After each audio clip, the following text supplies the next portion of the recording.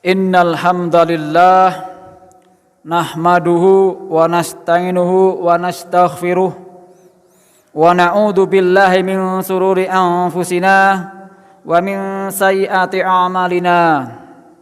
May yahdihillahu fala mudhillalah wa may yudlil fala hadiyalah. Asyhadu an la ilaha illallah wahdahu la syarikalah wa asyhadu anna Muhammadan abduhu wa rasuluh.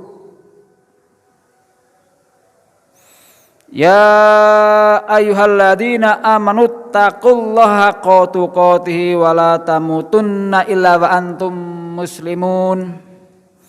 Ya ayyuhan nasu taqu rabbakumul ladzi khalaqakum min nafsin wahidah wa khalaqa minha zawjaha wa batha minhuma rijalan katsiran wa nisaa wattaqullaha alladzi tasaaluna bihi wal arham innallaha kana 'alaikum raqiba.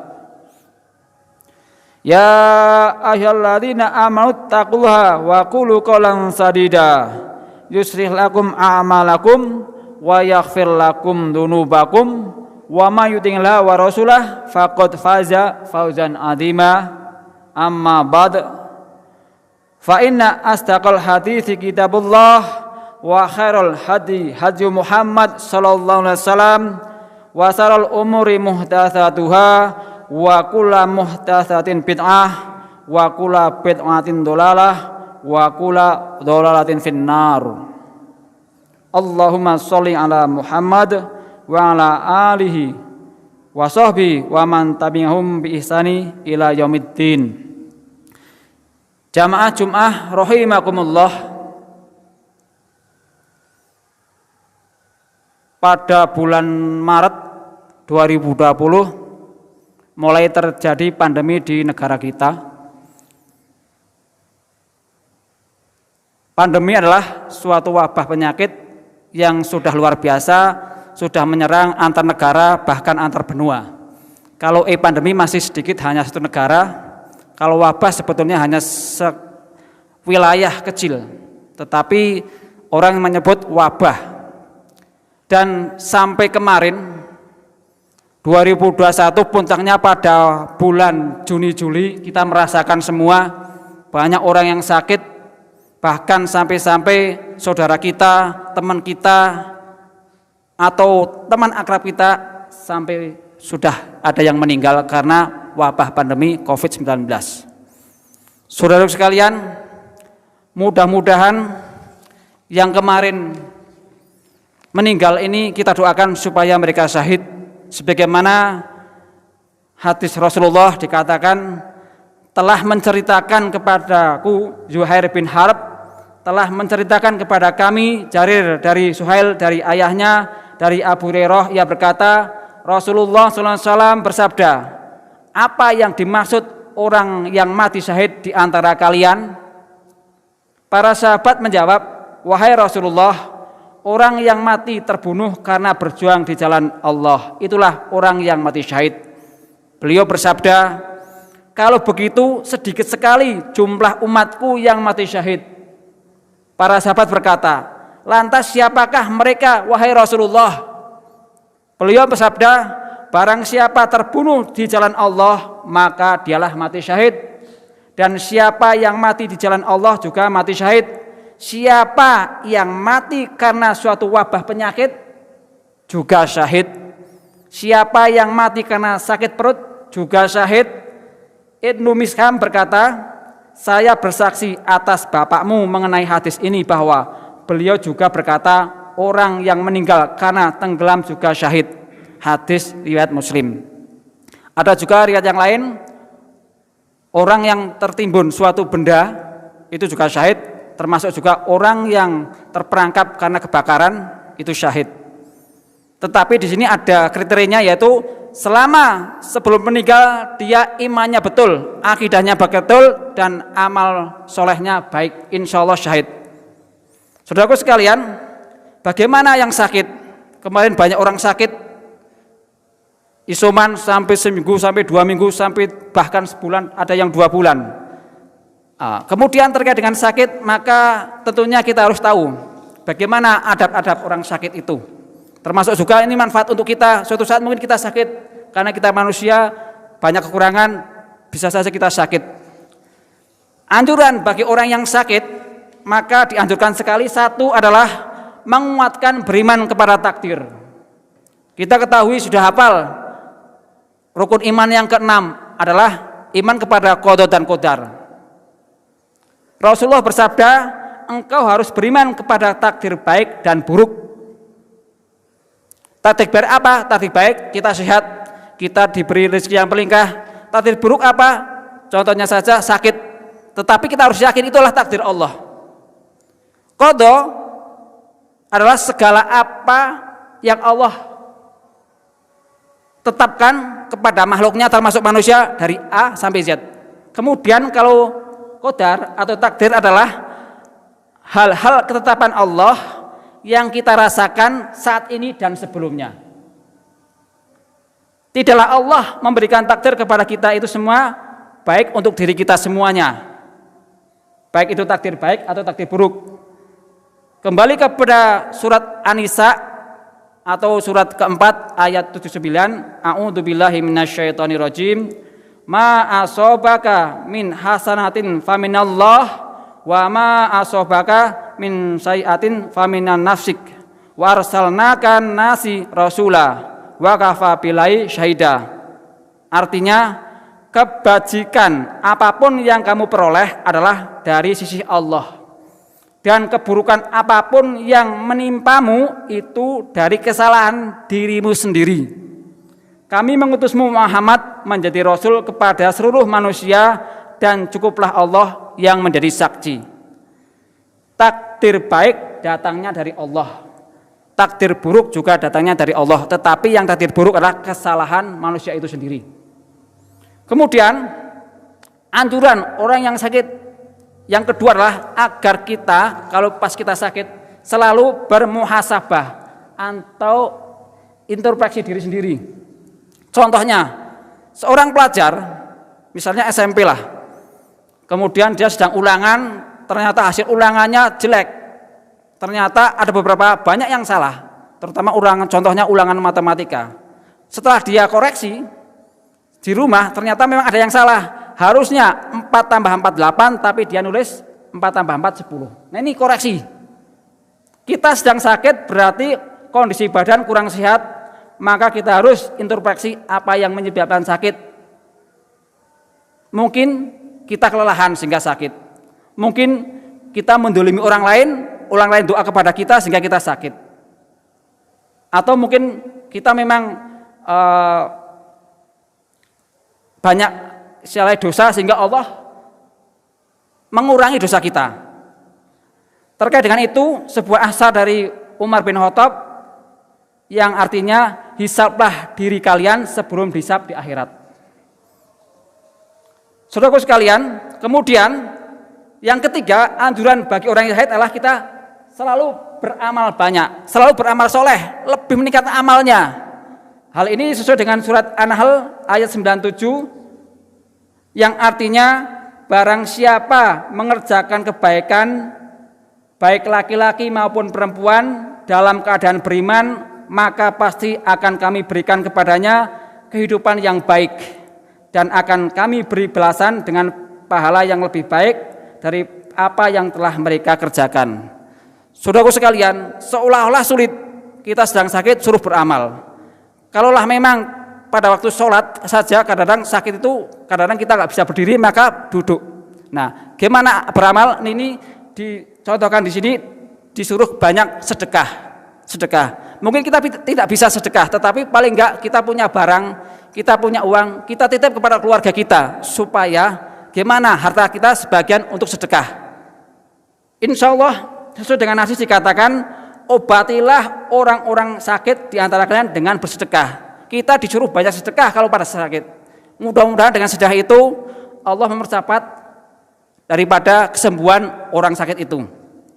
Kemudian yang keempat, kita juga dianjurkan bagi kita yang sakit ini suruh doa. Doanya sudah banyak sekali kita dengar, kita tahu, dan ternyata juga kalau memang kita sakit sendiri, maka doanya kita pegang yang sakit. Bagian sakit yang mana? Kita pegang dengan doa Bismillah 3 kali, kemudian a'udzubillah wa qudratihi min syarri ma ajidu wa ukhadir 7 kali. Yang artinya dengan menyebut nama Allah, aku berlindung kepada Allah dan kekuasaannya dari kejelekan yang aku dapatkan dan aku waspadai. Hadis riwayat Muslim. Kemudian juga ada yang doa yang lain apabila kita sehat mengunjungi orang sakit, Allahumma rabban nas mudhibal ba'si isfi anta syafi la shifaa illa anta shifaa la yughadiru saqama. Kemudian juga ada doa yang lain di dalam surat Al-Anbiya, peristiwanya Nabi Ayub dikatakan wa ayyuba idnada rabbahu anni masaniyal duru wa anta arhamur rahimin. Dan ingatlah kitab Ayub, kisah Ayub ketika ia menyeru Tuhanmu, ya Tuhanku, sesungguhnya aku telah ditimpa penyakit dan engkau adalah Tuhan yang maha penyayang di antara semua penyayang.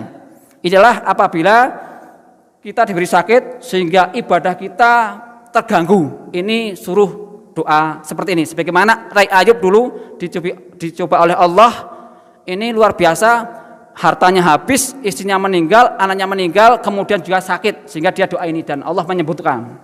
Kemudian yang kelima, bagi yang diberi sakit maka usahakan untuk berobat. Ikhtiar berobat, silahkan berobat secara medis, silahkan berobat secara herbal. Dua-duanya ada dasarnya. Sebagaimana mungkin kemarin secara individu kita berobat, secara bersaudara pada waktu pandemi juga kita berobat, harus ada isoman. Bahkan pemerintah juga mengadakan pengobatan gratis beberapa di tempat-tempat puskesmas atau juga rumah sakit, dan juga diteruskan dengan vaksinasi. Inilah ikhtiar memang harus ikhtiar untuk berobat. Kemudian kita juga jangan lupa kembali kepada berobat terkait dengan surat Al-Isra ayat 82 dikatakan wa nunazzilu minal qur'ani ma huwa syifaa'u wa rahmatul lil mu'minin wa la tazidu dhalimina illa khasara. Dan kami turunkan Al-Qur'an sesuatu yang menjadi penawar atau obat dan rahmat bagi orang yang beriman. Sedang bagi orang yang zalim, Al-Qur'an itu hanya akan menambah kerugian. Saudaraku sekalian, Al-Qur'an ternyata juga bisa untuk merubah atau berobat, mengobati secara rohiyah. Kalau sakit memang diikhtiarkan untuk kita, sebagaimana sakit COVID kemarin, banyak istirahat, banyak minum vitamin, banyak makan yang banyak dan sebagainya. Itu secara lahiriah, padahal manusia itu juga punya komposisi rohiyah. Maka dikatakan di sini bahwa bacaan Quran ternyata juga bisa untuk membantu pengobatan rohiyah kita. COVID itu ukurannya nano, kecil sekali, itu makhluk Allah. Kalau kita mau baca Quran dengan agak suara keras, maka bacaan itu akan mendesak kepada COVID itu sehingga dia akan lari. Rohiyahnya juga kita perlu diobati. Tidak hanya secara fisik tapi ikhtiarnya juga secara rohiyah. Dan ini jelas Quran nyata-nyata mengatakan Quran adalah sebagai wahwa syifa. Kemudian hal ini sesuai peristiwa pada waktu itu seorang kepala suku zaman sahabat ini, dia kena kalajengking, keracunan, kemudian dia berobat, ikhtiar tidak sembuh-sembuh. Kemudian dia datang kepada para sahabat, gimana para sahabat Rasulullah, saya seperti ini, kena seperti ini. Kemudian sahabat Rasulullah mengatakan insya Allah akan sembuh. Kemudian salah satu sahabat Rasulullah hanya membacakan surat Al-Fatihah, kemudian kemudian cepat sembuh itu dari ikhtiar daripada bacaan Quran itu. Kemudian saudara sekalian, tentunya ada juga bagi si sakit itu ada larangan-larangan. Larangannya yang pertama adalah suudzon kepada Allah. Kita jangan sekali lagi suudzon kepada Allah. Allah memberi takdir kita sakit, itu di balik itu semua ada hikmahnya. Jangan sekali suudzon kepada Allah. Yang kedua, tidak menyebarkan berita ketika kita sakit. Tidak sebarkan berita kita dengan tanpa rasa berdosa. Karena pada waktu sakit justru kita harus banyak mendekat kepada Allah dan introspeksi diri sendiri. Boleh cerita kepada saudara atau teman hanya sebatas gimana solusinya, obatnya apa. Dan kalau memang dia sudah berhasil, boleh diceritakan keberhasilan dari sakit, kemudian ikhtiar berobat. Sebatas kita harus jaga hati. Sebagaimana wa amma bi ni'mati rabbika hadis, dan terhadap nikmat Tuhanmu maka hendaklah kamu siarkan. Kemudian yang ketiga, bagi si sakit ini tidak boleh mengeluh. Mengeluh hanya kepada Allah.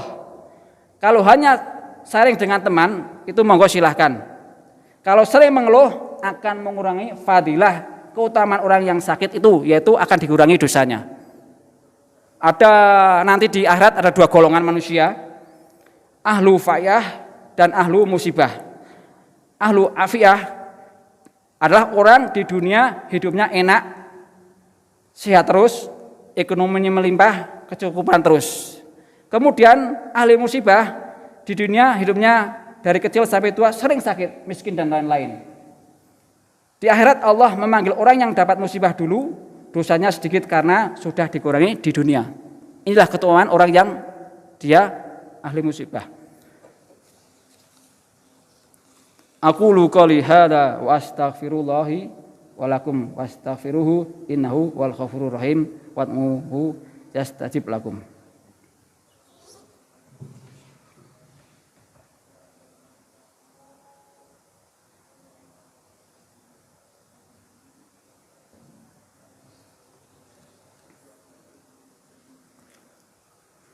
Alhamdulillahilladzi hadana li hadza wa ma kunna linahtadiya laula an hadanallah.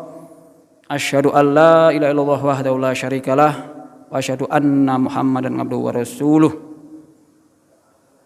Wassallu wassalamu ala Muhammad wa ala alihi wa sahbihi amma ba'd. Innallaha wa malaikatahu yusholluna 'alan nabi ya ayyuhalladzina amanu shollu 'alaihi wa sallimu taslima. Allahumma sholli ala Muhammad wa ala ali Muhammad kama sholaita ala Ibrahim wa ala ali Ibrahim innaka Hamidum Majid wa barik ala Muhammad wa ala ali Muhammad kama barakta ala Ibrahim wa ala ali Ibrahim innaka Hamidum Majid. Allahumma fir lil muslimina wal muslimat wal mu'minina wal mu'minat al ahya'i minhum wal amwat. Allahumma inna nas'aluka minal khairi kullihi ma'alimna minhu wa ma lam na'lam. Allahumma aslih ahwalal muslimin wa arhid asharahum wa aminhum min awtanihim. Rabbana atina fid dunya hasanah wa fil akhirati hasanah wa qina adzabannar.